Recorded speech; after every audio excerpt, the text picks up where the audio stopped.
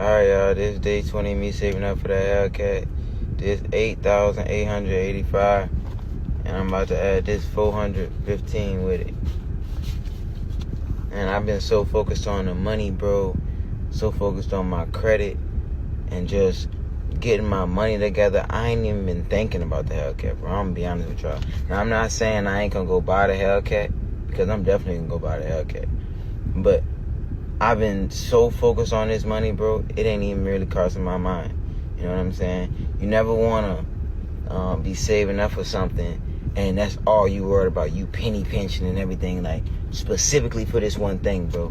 You know what I'm saying? It's about stacking, not spending. You feel what I'm saying? Nothing wrong with rewarding yourself. Nothing wrong with treating yourself to something, bro. But at the end of the day, this is the most important thing, and I tell you every video, bro, this is the most important thing. This day 20, bro. Lock in.